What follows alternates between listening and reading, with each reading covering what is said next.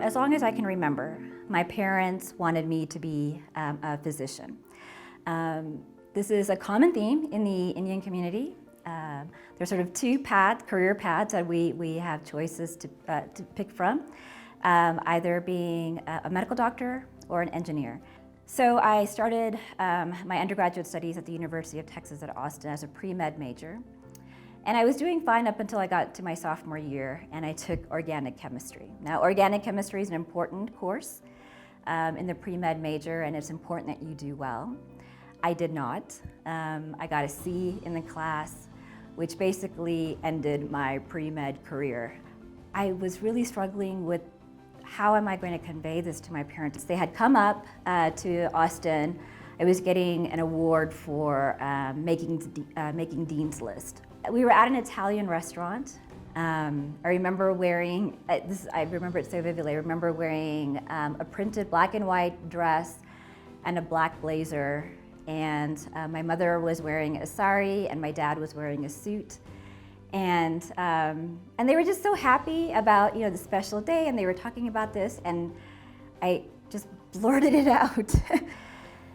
And then they started asking questions like, are you sure? Is this a final decision? Is there any way that maybe you can talk to your professor and maybe you can do some extra work to make up for that grade that you got? And I told them no, I already tried to exhaust all those possibilities, it's just not gonna happen. And then they paused for a while, sitting there quietly. And then they looked at me and they said, it's okay. It's okay. All we want is for you to be happy. We didn't come here and struggle, work all these long hours in physically demanding work for you to be unhappy. So if this is not going to make you happy, then you don't need to do it. You don't need to do it to please us. It's your life. And as long as you're happy and you do good, then that's all that matters. And I cried. I mean, it was just not, I'm tearing up now thinking about it. It was not at all what I was expecting, because friends of mine who had to tell their parents disappointing stories did not get that reaction. So then I went off to law school, and I knew right away that that wasn't for me. I didn't fit in. No.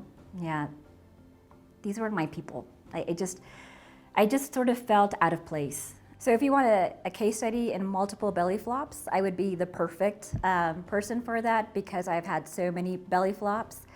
So from telling my parents that I'm no longer going to be a medical doctor and I'm not quite sure what I'm going to do with myself, to deciding that I'm going to go to law school and this is great, to then realizing on day one that that's not what I want to do with myself, to then thinking, okay, after I graduate from law school, that maybe I want to do something else, like be a humanitarian practitioner, go out in the field and work with refugees and vulnerable communities. I mean, I remember the first day I started my PhD program, my first class, and I thought, I found my people.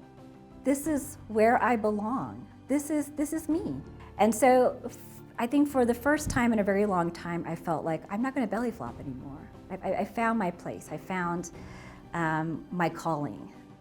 I understand that the pressures to please are immense. But the thing is, you have to find the courage within you to be your true self, whether that's professionally or personally. And that's really hard. It's really hard. So I'm really glad that for whatever reason I was able to belly flop as many times as I did, because not only are my parents proud of me, but I'm proud of me too. And I'm really happy with what I'm doing.